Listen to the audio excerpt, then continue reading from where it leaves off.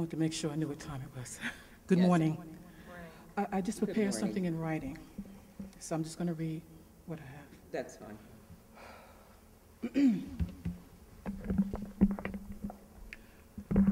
I am 100% service-connected for PTSD. My disability rating was increased from 10% to 100%. An evaluation of 100% is assigned whenever there is an evidence of total occupational and social impairment due to such symptoms as gross impairment in thought processes, communication, persistent delusions, grossly inappropriate behavior, persistent danger of hurting self or others, intermittent ability to perform activities such as daily living.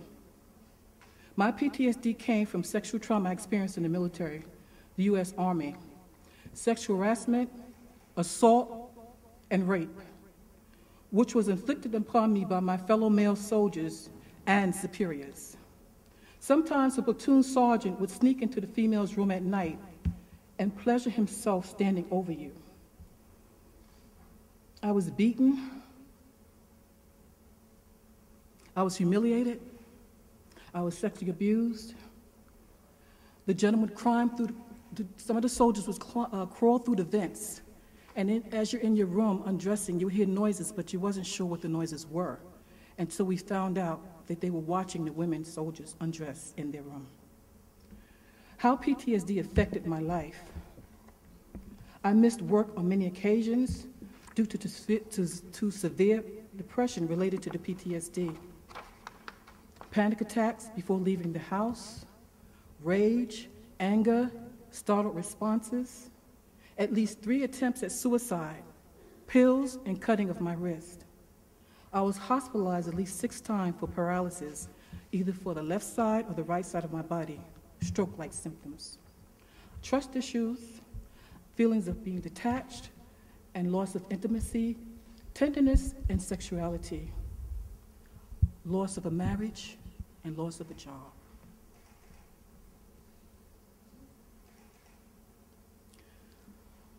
The first sergeant would tell us dirty jokes. He would take us out to the field and separate the women from New York, Chicago, Los Angeles, and Philly. Have us pick up cigarette butts, which was a part of our job, but then he would try to fill you up. But it was nobody you can go to because they were your superiors. They didn't believe you. Especially women from New York, they had a stigma attached to them automatically when you went in. And I know of a few women that I talked to that experienced sexual trauma. Mickey B. of Brooklyn, New York, was assaulted by her platoon sergeant. Gail G. sexually assaulted by her female drill sergeant. C. King, gang raped by fellow soldiers.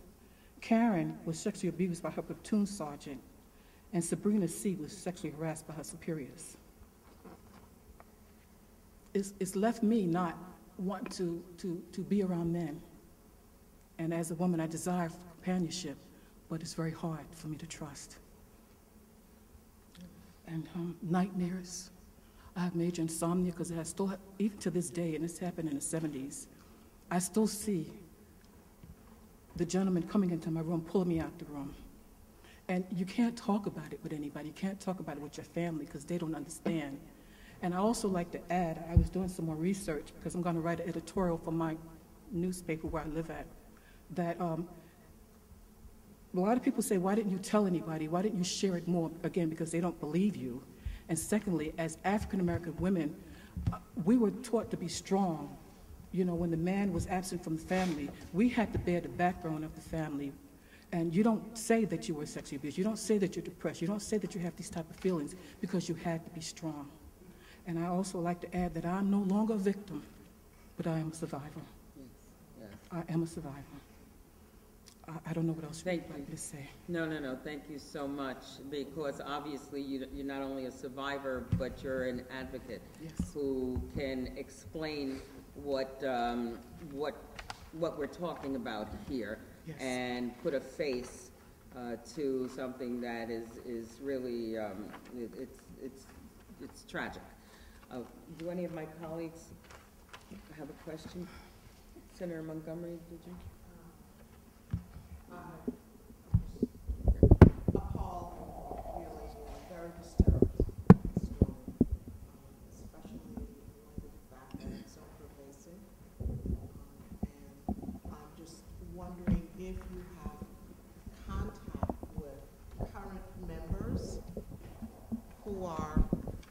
still in the military, if this is something that still happens to the extent that it was happening when you were active in the military?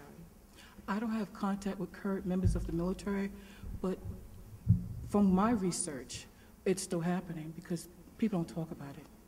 It's still happening. I don't believe it's ever going to go away, ever. You say that the only ones that you would possibly be able to report to would be superiors of the women there. Is there any other way of your having access to someone, medical staff, psychological staff, that you could talk to? Or is that not the case, not possible in the military? When I was in, that wasn't possible. And again, if you want to finish your career, you keep your mouth shut. Most women that go in, especially now, is because they can get an education, and it's paycheck. As the economy is, people go into the military to take care of themselves. So once you're in and that happens, again, you kind of, hold yourself and don't tell anybody. You just kind of bear and grin it because you want to finish your career. When I left the Bronx, I wanted to make a difference. I wanted to, as excuse the expression, leave the block and make a difference. There was no turning back no matter what happened. I was going to finish my time, no matter how short it was, and I only did 3 years. After 3 years, I was ready to get out. My friend in Georgia stayed her 22 years. Even though she was sexually harassed, she stayed her 22 years. But there's nobody you can really go to. Who are you going to tell? They don't want to believe you.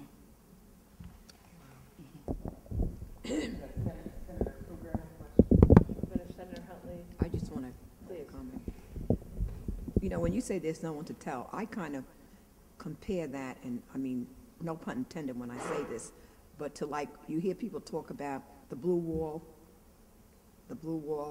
where everybody, you can't trust anyone because everyone is so connected, and it's basically the same thing in the Army or any other part of the service. So that's what it is. People stick together. Yes. You tell one person, they tell another, and before you know it, then you have more issues, more problems. Yes. Because that's how it works. Yes. I'd like to also add that I just lost my thought, but you were right with that, but I just lost my thought. I lost my thought. That's okay. Okay. Thank you. I appreciate very much your coming and testifying this morning. And granted, we're the state of New York, and these are incidents happening in our military. And so, in fact, Senator Huntley has a bill here before us that would require the Department of Mental Health to play a role in ensuring that when women return, having gone through this type of situation, there's even a military term for it, MST, military sexual trauma, that we're providing the care and services needed by women returning home. But again, you're testifying that when you're in the military, basically there's an expectation that you not go and complain and report to anyone. And I just wanted to read into the record from Senator Huntley's bill memo that according to the Department of Veteran Affairs, in screening for military personnel seeking VA health care, 1 in 5 women in the military responded yes when they were screened for military sexual trauma. And according to the Pentagon's own statistics, nearly 1 in 3 women in the military is at risk for sexual assault, twice as many as in the general public. And so I want to, 1, thank you again for coming and testifying, but 2, to say for the record, you are not alone. This is happening to a frighteningly large number of women who are participating and volunteering for our military forces. And we as a state have an obligation to help you, but we also have an obligation to speak out to our federal colleagues and say, what are we doing? We have a military that is designed and intended to have men and women working side by side, and we put you in harm's way by definition of you're deciding to join the military, but I certainly never thought in harm's way meant in harm's way from other personnel of the U.S. military. And so clearly we have a great deal of work to do to ensure that what's happened to you, and apparently what happens statistically to an enormous number of women, in the armed forces doesn't go unheard, and that your voice doesn't go unheard, and that we do whatever we can to stop this from happening to other women. Thank you. Thank you. I remember what I said. When I went to the military, my drill sergeant, and I said it at a conference one time, that he said that whatever you were here, whatever you think you came in for, that's not what you came in for. You were here for the men's sexual pleasure. That was my drill sergeant in basic training at Fort Jackson, South Carolina. But when you're 22 years old, you kind of overlook that. You don't pay no attention. But then after you get through training, you realize what he said had a lot of truth to it. You were there for the men's sexual pleasure because they didn't want women in the military. The draft ended, and they allowed women to come in 1973, and it was open. Thank you. Thank you. Yes. I wanted to offer one thought that occurs to me, in addition to Senator Huntley's legislation, and of course, we're the state, so we don't have jurisdiction, but certainly in the least, if there's this this issue and this problem that women have, I think it's extremely important that every woman that is in the military and that experiences these issues, somehow we might be able to assist in making sure they have direct contact with their Congress representatives. Yes. Because I think that if they are not bombarded with, complaints and issues, they may not take it seriously as an issue that they should be working on. And I certainly hope that your advocacy and the advocacy of women, along with us here, could become more active in making sure that whatever you receive as part of your orientation going into the military, you should have access to direct contact information with your congressional and federal representatives, congressional and Senate. So that's something that, and I think we certainly would like to be able to do some of that, and maybe some of the stuff that we print, like, the calendars or the birthday cards or whatever it is, other nonsense we're doing, we could print a piece that is directed specifically to women in general, but certainly women going into the military, that you should have that information at your fingertips.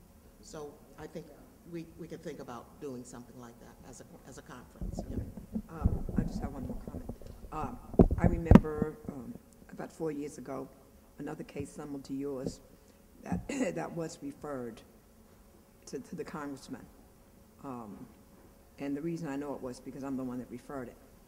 And what happened is it didn't end well, because what the congressman does, they investigate. When you send them a letter and you talk about your issues, they investigate. And when they investigate, they go to the same people, and I'm sure you know this, who are the ones that are part of this whole, so, I mean, it's like you're damned if you do and you're damned if you don't. The Good Old Boys Network? Yes, because that's where it goes. And when the congressman got the information, he went to the higher up, and then the higher up went down, and I don't want to sound like this cannot be solved, but there's just going to have to be another way to do it. I don't know if it's more public, make people aware. Sometime when people know, then people will decide, well, everybody is onto this, we don't need to do this. I don't know. But there has to be a method where we can also keep the young women safe while it's being reported. Yes. Okay. I think they should also have something in a recruiting station that let the women know who they can go to when they sign up at the recruiting station. Also, I think when they come home, we should have public service announcements on television. We have a lot of ads for non-smoking, and Bloomberg taking away the sugar, soda, there should be more advertisement. Bloomberg is not in here, is he? But, you know, but more public service announcements on the trains, on the buses, where people can see, have access, something, so women could know as they're coming out. When I got out the military, I didn't want to tell anybody I was in the military. And people say, you should have been proud, but I also was ashamed because of what happened to me. But now I know I shouldn't have been ashamed. But you learn. I was young. Well, I mean, part of this hearing, and again, a lot of what we're going to talk about today have multi-layers and multi-levels. And even, again, Senator Huntley's bill tries to connect the Veterans Affairs Services in terms of what we do here in the state, Yes. to whether it's to the website in terms of the federal government and so on, so that we become at least a nexus for information, for letting people know that this is indeed something that needs to be addressed, and also getting people more familiar with the fact that not only this does happen, it can happen, but the more we give sunlight to it, the more people are willing, like you, to be courageous in terms of speaking truth to power. We are able to do things. So we really appreciate, I know you can't see the looks around the room as you told your story. And this frankly is, I think, an unforgettable moment for many of us.